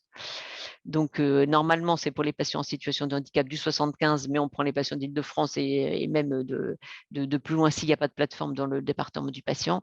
Donc, toutes les personnes atteintes, voilà, de troubles du neurodéveloppement, mais les patientes, voilà, c'est pour toute situation de handicap et pour des patients qui sont en échec de soins dans le système de droit commun, pour différentes raisons, hein, donc certaines dont on a parlé pour des facteurs individuels ou de l'environnement ou un parcours de soins particulièrement complexe. Et donc, pour le moment, les patients sont adressés il n'y a pas d'adressage direct des patients sur la plateforme ou des familles, puisqu'on voulait savoir un petit peu quelle allait être la demande. Et pour le moment, on a réservé l'accès, voilà, sur demande des médecins traitants, des médecins des établissements sociaux et médico-sociaux ou d'autres professionnels du médico-social. Et puis, on a des conventions de partenariat, alors pour le moment, juste avec les établissements sociaux et médico-sociaux du 75 pour s'engager à prendre leurs patients, bien sûr, sur la plateforme s'il y a un problème somatique ou une évaluation somatique à faire. Voilà, c'est une convention tacite, hein, c'est juste qu'on s'engage à prendre les patients et eux s'engagent à ce qu'il y ait un minimum d'information et d'accompagnement du patient pour le jour où il viendra sur la plateforme. Et donc, ce qu'on peut offrir aujourd'hui, hein, c'est donc toute une offre diagnostique préventive, tout ce qui est dépistage, vaccin, curatif avec notre médecin interniste. On a des soins bucco-dentaires 4 jours sur 5, la plateforme est ouverte du lundi au vendredi, donc 4 jours par semaine avec les odontos qui interviennent, qui passent sur la plateforme faire le bilan et puis qui programment après en unité de chirurgie ambulatoire si besoin sous anesthésie s'il y a des soins à faire plus importants. On a donc des soins de gynécologie médicale, hein, et on est très en lien avec Casavia, qui est le centre d'accueil en santé sexuelle et de lutte contre les violences qui est situé sur le site. On a une équipe mobile de la douleur qui peut intervenir si besoin sur la plateforme. On a pour des patients plutôt en situation de handicap, des patients qui ont des pathologies neurodégénératives, par exemple, très évoluées. On a l'unité mobile de soins palliatifs qui peut intervenir, l'unité mobile de dénutrition qui intervient aussi. On a des consultations ophtalmo avec des créneaux dédiés pour les patients en situation de handicap 2 fois par semaine, des consultations de gastro-entérologie sur la plateforme 1 fois par semaine, des consultations ORL, différentes consultations paramédicales. On a fait des vaccinations Covid pour des patients qui n'avaient pas pu être vaccinés dans leur établissement social ou médico-social du fait d'une agitation. Donc, on a pu organiser pendant toute la période Covid des demi-journées de vaccination. On peut bien sûr faire des bilans biologiques, des bilans biologiques standards ou spécialisés, des examens d'imagerie. Donc, tout peut être organisé puisque tout marche par programmation, hein. Et puis, on peut faire des évaluations multidisciplinaires pour des patients avec des pathologies évoluées, par exemple, avec les différentes équipes mobiles dont j'ai parlé avant, avec bien sûr le praticien référent du patient qui vient sur la plateforme pour pouvoir participer à cette évaluation pluridisciplinaire. Bon, il y a une plaquette de communication que je peux vous transmettre si besoin. Voilà, on a pas mal communiqué sur la plateforme. Il y a juste revenir, il y a une société la SOFCO, hein, qui est une société des plateformes, enfin des consultations dédiées handicap avec des congrès qui ont lieu tous les ans. Et donc, on a pu participer aux 2 dernières journées de la SOFCO, des consultations dédiées handicap. Et donc, il y a donc cette société française des consultations dédiées handicap, il y a un label, entre guillemets, hein, est-ce que le dispositif HandiConsult répond bien aux demandes de cette société. Et donc, a priori, on coche presque toutes les cases, puisqu'on reçoit des personnes en situation de handicap, on propose un accueil en secteur ambulatoire, on offre des soins bucco-dentaires et des soins courants. Il y a un lieu spécifique et des plages horaires dédiées, avec une visite préparée, avec un temps dédié pour les accompagnants. On a du matériel adapté. On essaye d'encourager, bien sûr, l'implication des aidants et des professionnels dans une logique inclusive. Et puis, on constitue un lieu ressource d'information et d'orientation. Donc, il y a toute, voilà, il y a je ne vous ai pas mis tout parce qu'il y a en fait beaucoup, on ne voit rien du tout, hein, mais il y a des plateformes et des dispositifs HandiConsult, hein, qui ont été développés un peu partout en France, hein, et donc il y a la liste. Sur Internet, vous trouvez la liste des dispositifs HandiConsult et nous, on s'en sert par exemple quand on nous demande de voir un patient et finalement, on se rend compte qu'il y a un dispositif HandiConsult dans son département et du coup, on le renvoie au dispositif adapté dans son département. Et en fait, il y a plein de dispositifs qui ont été développés en France et qui répondent donc aux critères que je vous ai énoncés précédemment de la SOFCO. on voit un petit peu mieux sur celui-là. Donc voilà, donc ça c'était juste un exemple, il y a au moins 4 ou 5 feuilles en fonction du département, hein, vous voyez quels sont les dispositifs HandiConsult qui existent, quels sont, donc où est-ce que se situe la structure, comment les contacter, quels sont les patients qui prennent en charge et quel est leur champ d'activité. Alors il y en a par exemple qui c'est juste pour les soins bucco-dentaires et puis d'autres pour beaucoup plus de consultations. Et donc c'est bien d'avoir voilà, de pouvoir adresser le patient sur un dispositif adapté près de chez lui, puisque l'idée, c'est quand même que les patients puissent avoir un suivi somatique de proximité. Ça, c'était juste pour vous montrer, à partir du moment où on a ouvert voilà, l'activité qui a augmenté en sachant qu'on a ouvert en période Covid et donc ça a été un petit peu compliqué au début. Et donc, au début, les patients qui nous a adressé des patients, donc finalement beaucoup de patients au début, voilà, le dispositif a été développé à la Salpêtrière et donc il y a beaucoup d'adressages par d'autres hôpitaux de la PHP, quand même plus d'un quart par des établissements sociaux et médico-sociaux, par des médecins de ville ou autres. Et puis, quand type de handicap, qu'est-ce qu'on a reçu? Donc, la première année sur la plateforme, il y a quand même 60% de patients en situation de handicap intellectuel. Donc, voilà, donc c'est vraiment ces patients qui ont voilà, des difficultés d'accès aux soins somatiques en ville. Hein. Et donc, voilà, ça c'est la plupart de nos patients, des patients en situation de handicap moteur. Alors, c'est essentiellement pour la consultation de gynécologie médicale, puisqu'on a une table gynécologie adaptée aux patientes en situation de handicap moteur.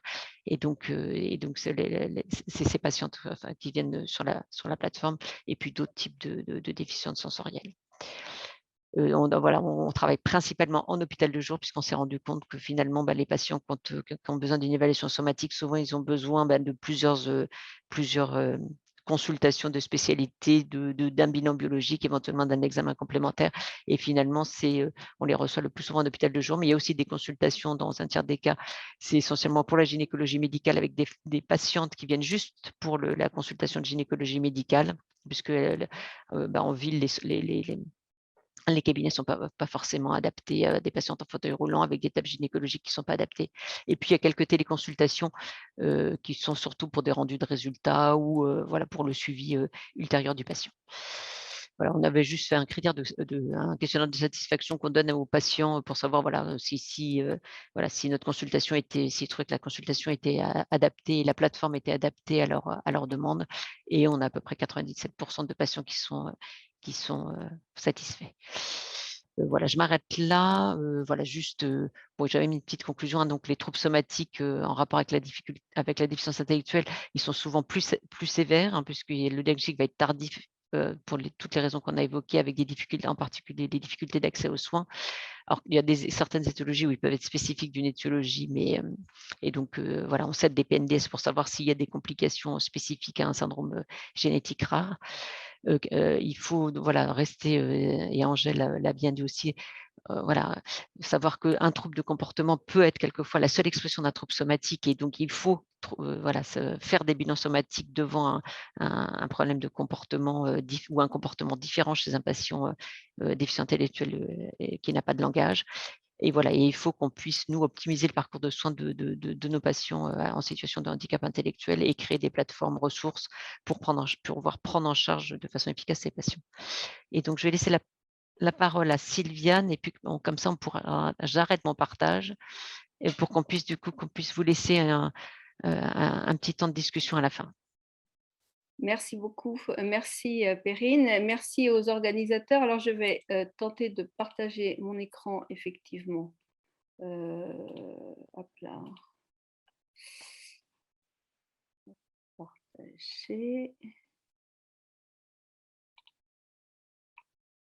Alors, je ne sais pas si ça marche.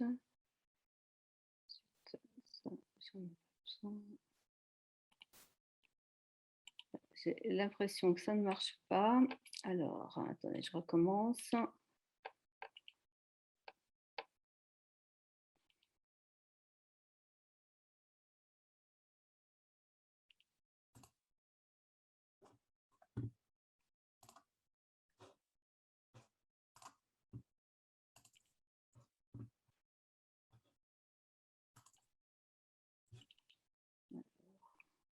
Tout à l'heure, je crois que ça marchait.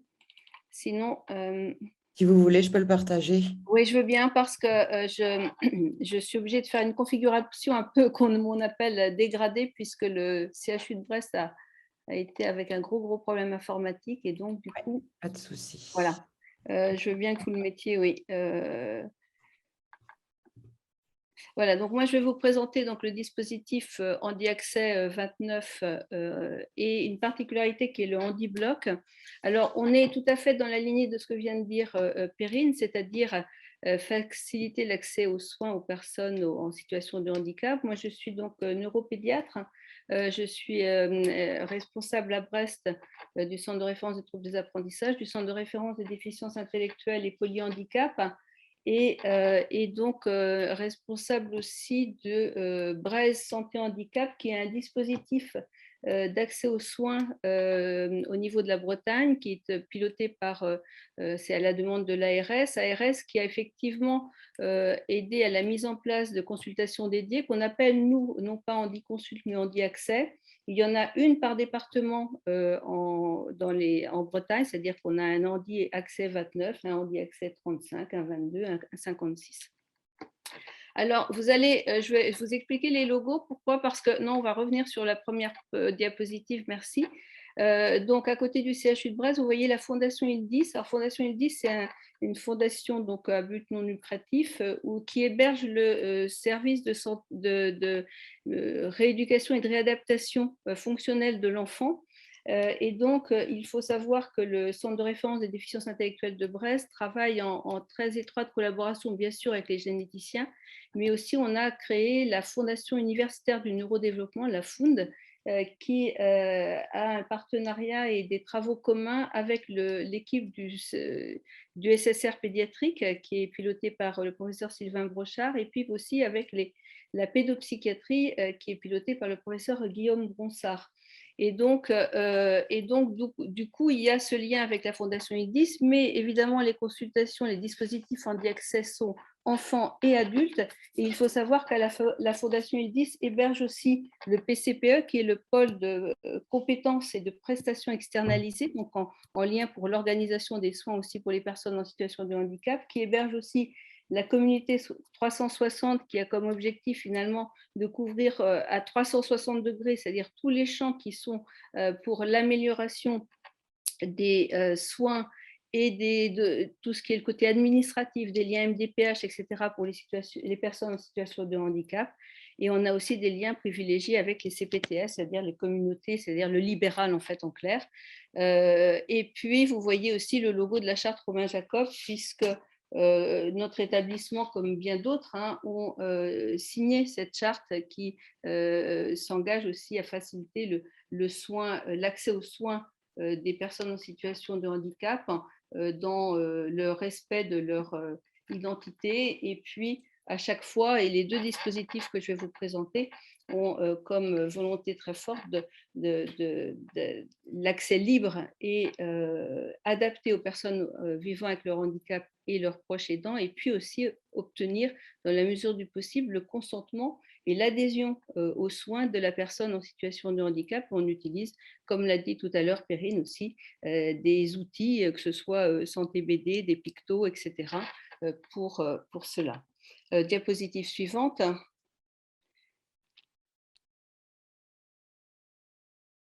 Donc, le HandiAccès, c'est exactement ce que vous a dit Perrine, je ne vais pas revenir dessus, c'est faciliter l'accès aux soins, aux consultations, aux bilans pour des personnes qui sont en situation de handicap, surtout lorsqu'il y a un handicap complexe et qu'on peut être en situation d'échec de soins et finalement parfois même jusqu'au renoncement aux soins, par exemple les soins dentaires.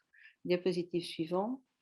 On a répondu aussi à un appel à l'ARS, tout comme Perrine. Alors, le dispositif s'adresse particulièrement aux personnes, donc ce sont des enfants et des adultes qui sont en échec de soins ou en défaut de consultation. Et effectivement, quand on regarde ici sur ce petit récapitulatif, finalement, des personnes qu'on a accueillies, puisqu'on a débuté il y a 2 ans. Et donc, ça, on se base surtout sur les données de 2021 que je vous présente, qui sont, en sachant que 2022 voit l'activité augmenter très, très largement. Et on a dans 54% des cas des personnes qui ont un trouble du développement intellectuel, dans 41% des cas un trouble du spectre de l'autisme, dans 30% des cas, une association entre un trouble du développement intellectuel et un trouble du spectre de l'autisme, et 20% de situations de polyhandicap, avec un peu plus de garçons que de filles, avec donc 61% d'adultes, 39% d'enfants. On avait vraiment un gros déficit sur l'accès aux soins, surtout sur les personnes adultes. Chez les enfants, l'organisation avec les hôpitaux de jour déjà existants permettait d'y répondre un peu mieux. L'âge moyen pour l'instant est de 26 ans. Donc voilà, mes diapositive suivante.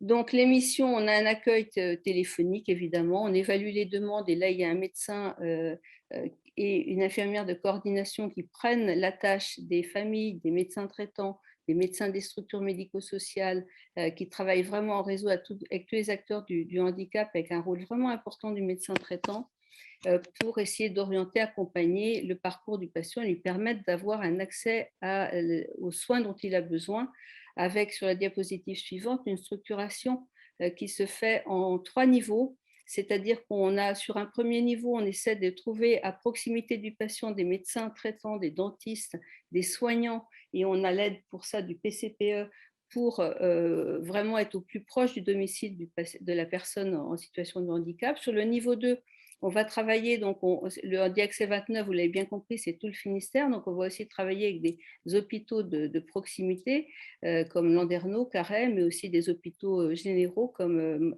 Morlaix ou Quimper, pour organiser des consultations ou des hôpitaux de jour. Et puis le niveau 3, c'est quand il y a besoin vraiment de coordonner des soins complexes. Et là, on est vraiment sur le modèle que présentait Perrine, avec des consultations pluridisciplinaires qui sont essentiellement programmés sur des hôpitaux de jour, soit en pédiatrie, soit pour les adultes, on le fait c'est plus récent, hein, la mise en place des hôpitaux de jour chez l'adulte. On a essayé sur une structure de soins ambulatoires avec une activité qui n'était pas, qui manquait un petit peu de réactivité. Donc, on est en train de le mettre en place sur le SSR adulte, donc le service de médecine, de rééducation et de réadaptation de l'adulte. Et puis, on a créé un handi-bloc, je vais vous présenter après. Diapositive suivante. Sur le niveau 1, donc, sur tous les niveaux, finalement, on adapte la consultation.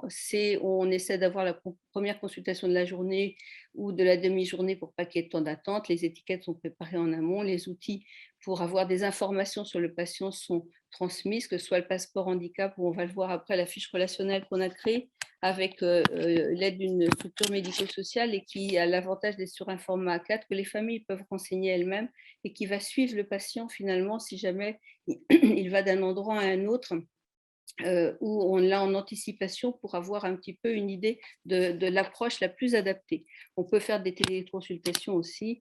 Voilà, diapositive suivante. Ça, c'est pour vous illustrer sur la diapo suivante le modèle de la fiche relationnelle qui est très simple. Mais il y a des choses importantes, le j'aime, j'aime pas, il y a des choses importantes sur comment on communique, il y a des choses importantes pour nos dentistes, est-ce que je peux ouvrir la bouche sur demande, etc.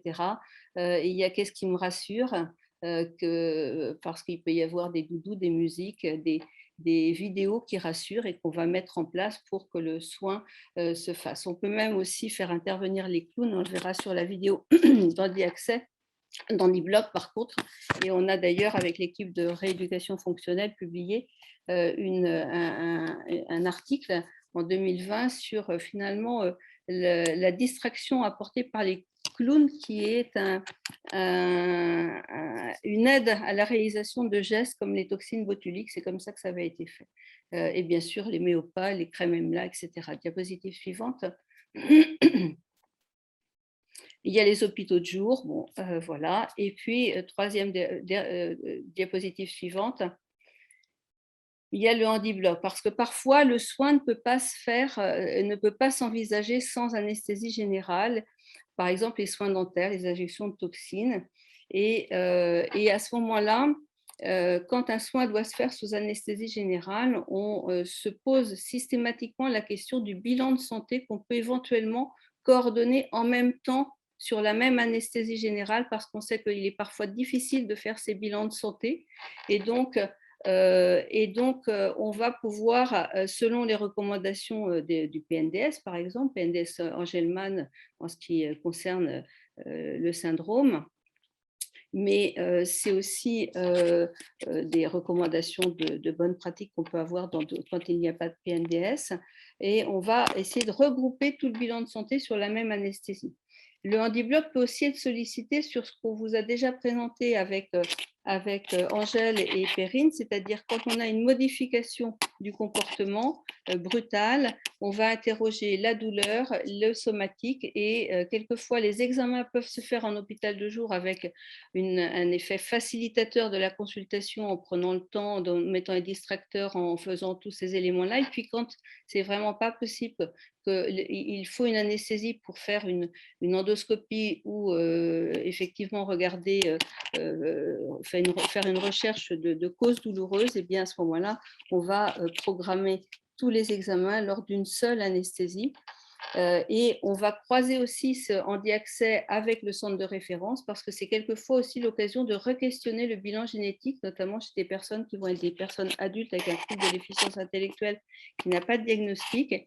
Et ce re-questionnement qui est discuté avec la famille est quelquefois demandé très fortement parce que cette personne, jeune adulte, a une fratrie qui se pose des questions pour sa propre descendance. Les examens les plus fréquents, on va le voir, mais c'est beaucoup les soins dentaires, bilan ophtalmo, ORL, bilan sanguin, électrocardiogramme, bilan gynéco, fibroscopie, endoscopie digestive haute ou basse, radio, électroencéphalogramme, avis dermato, etc. Diapositive suivante. Et là, si on peut cliquer sur le lien vidéo, il y a 3 minutes de vidéo qui va vous montrer un petit peu la coordination entre le chirurgien, l'anesthésiste et le principe handi-bloc.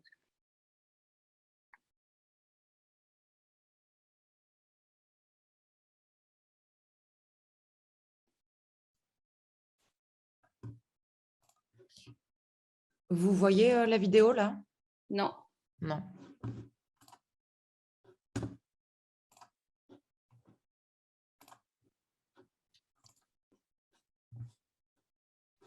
On la voit. Là, vous la voyez toujours pas? Si, on la voit et s'il y a le son qui suit, ça va être super. Je vais la lancer. Allez-y. Alors, le parcours du patient pour handi-bloc, ça commence bien avant l'intervention. En fait, c'est en amont tout un système de coordination. Généralement, c'est un patient qui est adressé par le dispositif handi-accès 29 qui va adresser le patient déjà pour ce type de prise en charge. Ou alors, c'est un chirurgien du CHU qui le voit en consultation et qui pose une indication pour une anesthésie générale.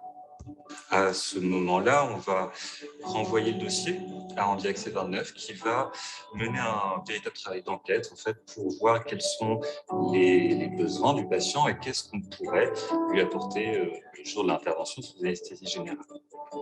Donc le jour J, le ou la patiente arrive dans l'unité de chirurgie ambulatoire qui est accueillie. L'équipe est prévenue que ce sont des patients avec un handicap complexe qui ont des informations pour vraiment faciliter l'accueil du patient.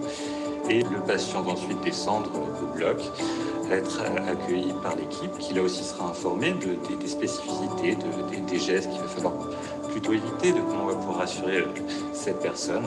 Et là, les anesthésistes qui vont prendre en charge le patient pour l'endormir et essayer de tout faire pour que ça se passe le plus sereinement possible. Souvent, le patient vient accompagné de ses aidants proches afin de le rassurer si c'est possible et permettre qu'on puisse l'endormir dans les conditions les plus sereines possibles. Donc, une fois que le patient est endormi, il va y avoir cette danse autour du patient de tous les spécialistes qui vont réaliser leurs soins, les examens dont le patient a besoin. Une fois qu'on a terminé, que chacun a joué son rôle, le patient, classiquement, va retourner en salle de réveil pour être réveillé.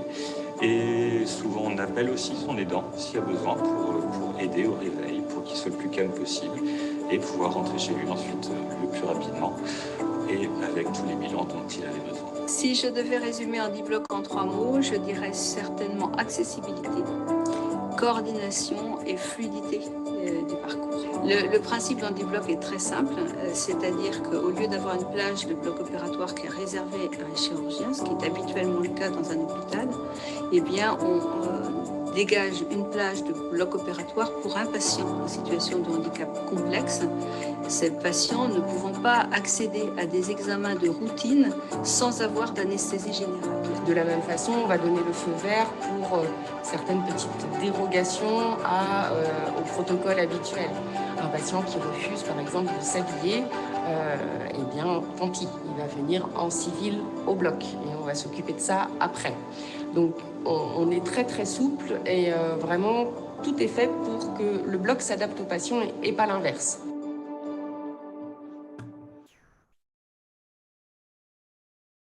Voilà, donc en fait, ce système d'essayer de coordonner des actes sur une anesthésie, on le fait tous dans tous les hôpitaux depuis longtemps.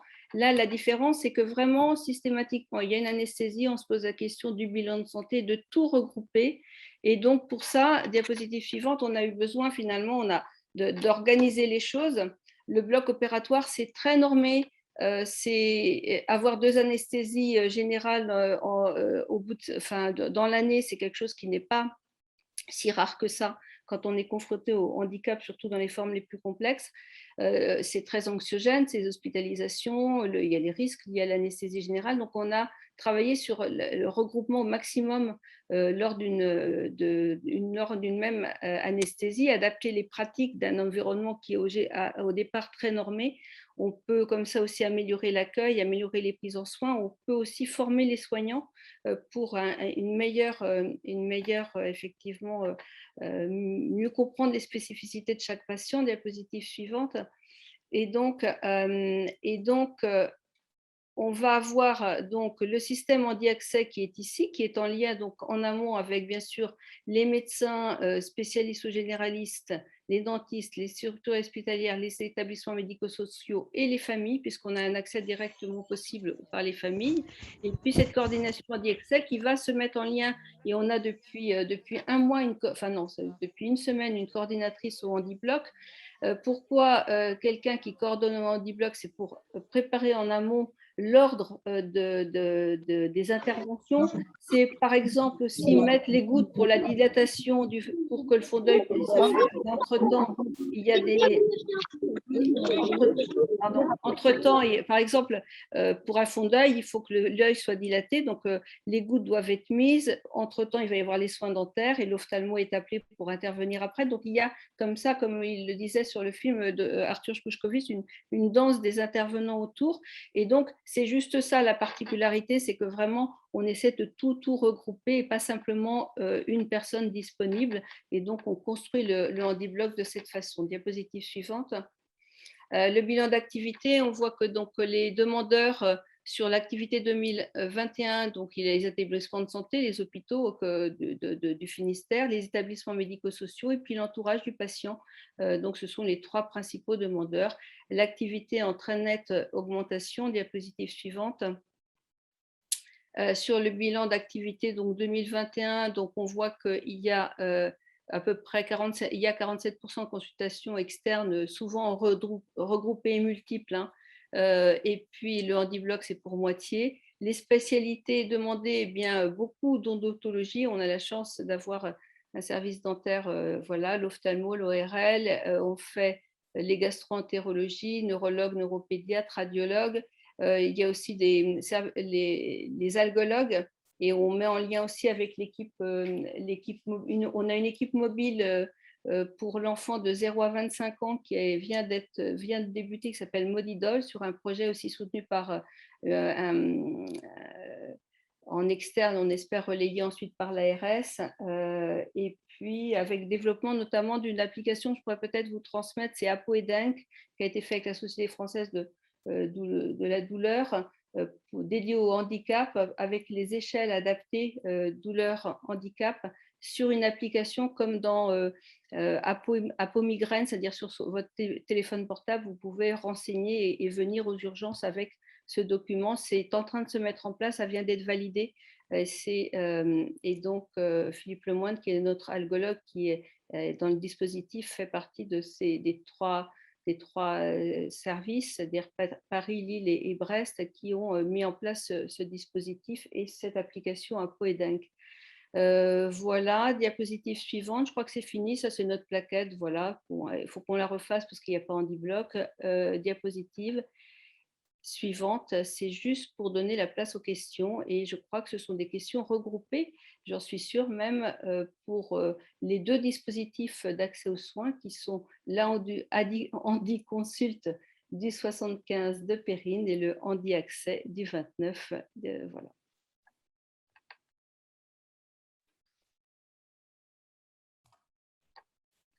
Alors, y a-t-il des questions?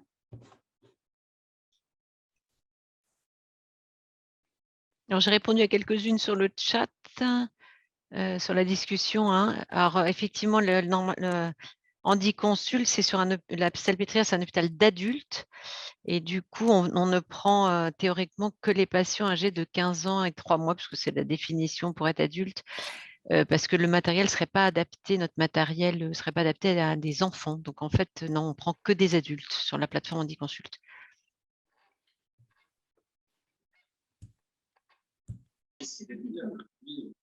Bonjour, vous m'entendez? Oui. Je suis la maman qui vous a envoyé le message par rapport, Oui. J'habite à Pitié, parce que j'ai mon enfant qui a un traitement et il est soigné à l'hôpital Necker et le traitement médicamenteux, je pense qu'il n'est pas adapté. Je travaille en pharmacie, j'ai l'habitude des médicaments et mon fils fait des crises très importantes que moi je semblais épileptique, mais eux ils disent que non. Il s'avère c'est un traitement de longue durée, maintenant bientôt sur 8 ans, c'est associé Risperdal et Terralène. Et j'ai arrêté le Terralène parce que la pharmacienne ne comprenait pas qu'on associait les deux, sachant que le Terralène a changé d'indication, qu'il a un rôle aussi un peu neuroleptique et qui doit être adapté sur des courtes durées. Suite à ça, il y a des crises qui se sont majorées en un an de temps, qui durent 40 à 45 minutes, qui l'embêtent énormément, qui provoquent des angoisses et des crises qui fait qu'il s'immobilise, il tombe par terre et on ne peut pas le ramasser. Et je suis obligée maintenant de prendre un fauteuil et c'est un enfant qui marchait correctement avant. J'ai arrêté le Terralène, les crises se sont arrêtées. Mais elles ne m'ont pas écoutée, ça faisait des mois et des mois que je leur disais qu'il y avait un souci, que j'étais en train de changer l'handicap de mon fils. Elles ne m'ont pas écoutée. Elles ont continué à me dire augmenter les doses, augmenter les doses. L'handicap de mon fils a changé. Et maintenant, les angoisses à l'extérieur sont là.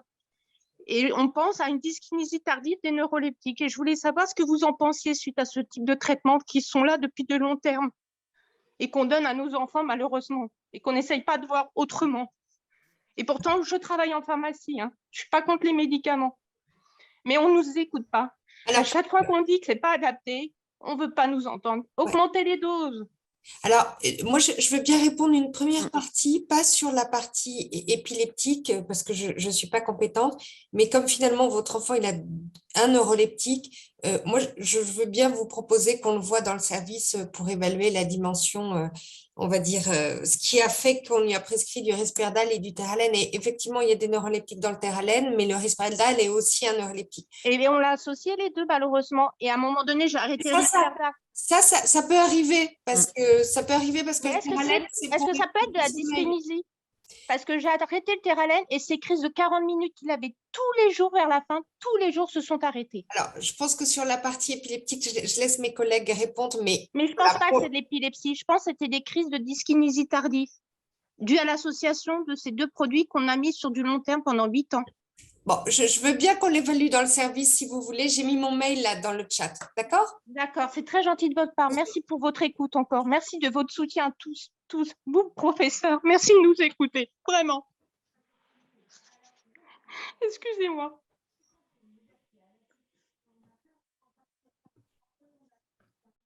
Non, mais on entend bien hein, les difficultés. Hein, c'est des situations qui ne sont pas faciles. Hein.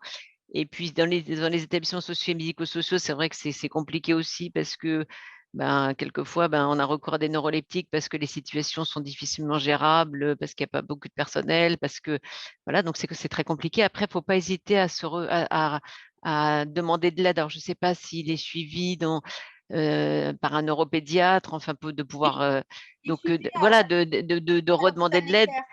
Voilà, de voir est-ce que qu'il soit réexaminé, de se reposer la question effectivement de la dose des traitements, le fait d'avoir une association de deux neuroleptiques. Enfin, voilà, faut pas hésiter à revenir aux professionnels qui le suivent, parce Mais le qu'effectivement, les problème- infirmières dans l'IME, Mhm. elles suivent la prescription du médecin ou du Ah, mais neuropédiatre, j'en et veux du pas, coup, l'IME. voilà. L'infirmière de l'IME est venue avec moi parce qu'elle était démunie. Elle disait au professeur, vous n'écoutez pas cette maman. Nous aussi, on est désarmés. Cet enfant qui marchait ne peut plus marcher. Il a des crises. Mais vous dites que c'est pas épileptique. On a fait un EG, effectivement. C'était pas, ça démontrait pas une épilepsie. Mais ces crises évoluaient. Et elle me dit, maintenant, on a peur parce qu'on a peur qu'ils tombent. Ces crises sont tellement handicapantes. Elles viennent tous les jours. Et de 20 minutes, elles sont passées à 30 minutes, 35 minutes, 40 minutes, 45 minutes. Le jour où j'ai arrêté le Theralène, d'où à la pharmacienne, parce que j'ai sexé mon activité en pharmacie pour m'occuper de mon fils, je ne savais pas que le Theralène avait changé d'indication, que c'était sur du courte durée, qu'il était devenu sur liste 1, parce que dû à l'augmentation de poids. J'avais dit que mon fils, au niveau de l'appétit, il se levait exprès la nuit pour ça. C'est comme de la boulimie. J'expliquais son problème d'appétit qui était devenu vraiment imposant. Après, effectivement, il faut, c'est bien de se rapprocher du coup d'un centre de référence maladie rare, voilà.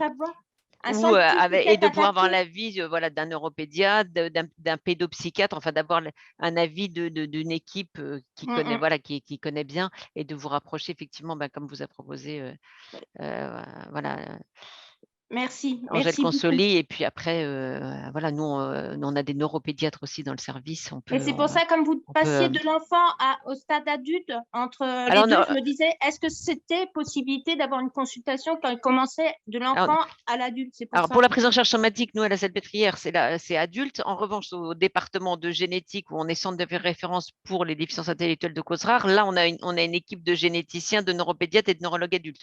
Donc là, on fait le suivi de l'enfant à l'adulte vieillissant. Donc là, on peut tout à fait, et on travaille en coordination avec l'équipe de pédopsychiatrie. Et est-ce que là, vous pensez que ça serait adapté? Mon fils a 12 ans, il va avoir 13 ans. Oui, on peut tout à fait le voir en consultation par un de nos neuropédiatres, peut le voir en consultation au département de génétique. Merci encore pour vos réponses et pour votre écoute. Merci 1000 fois. Alors, merci pour les questions. Là, on a un petit peu dépassé le temps. Donc, s'il y a d'autres questions, je vous invite à consulter le chat, puisqu'il y a eu pas mal de réponses qui ont été apportées. Et je vais laisser la parole pour clôturer à la présidente de l'AFSA, Sophie Dorothée. Bonjour, merci beaucoup pour cet échange. Merci à nos 3 intervenantes.